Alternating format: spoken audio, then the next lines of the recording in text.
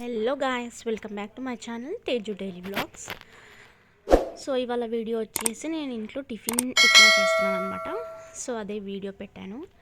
So దానికోసం stove on చేసి దానిపైన కడాయి పెట్టి కడాయిలో ఆయిల్ వేసిన తర్వాత జీలకర్ర, ఆవాలు, పల్లీలు వేసుకోవాలి మనం. సో అవి వేగిన తర్వాత మనం అందులో ఆనియన్స్ ఇంకా పచ్చిమిర్చి వేసుకొని కొద్దిసేపు కలపాలి.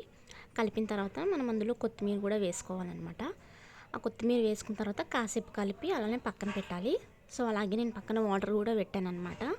సో వాటర్లో ఉప్పు వేసి హీట్ అవ్వడానికి పెట్టాను. సో ఇక్కడ కొత్తిమీర వేసి కలిపిన తర్వాత మనం అందులో రవ్వ అనేది వేసుకోవాలి. ఆ రవ్వ వేసిన తర్వాత బాగా కలుపుకోవాలి. ఆ రవ్వ అనేది కొంచెం బ్రౌన్ కలర్ వచ్చే వరకు కలుపుకోవాలి. సో ఈ వాటర్లో ఉప్పు వేసాను కదా, ఆ వాటర్ అనేది మనం ఇందులో వేసేసుకోవాలన్నమాట. వేసి బాగా కలుపుకొని ఫ్లేమ్ అనేది హైలో పెట్టుకోవాలి. ఒక 2 minutes హై ఫ్లేమ్లో పెడితే ఉప్మా అనేది రెడీ అయిపోతుంది. సో మీరేం టిఫిన్ చేసుకున్నారు కామెంట్ చేయండి ఫ్రెండ్స్. Bye bye.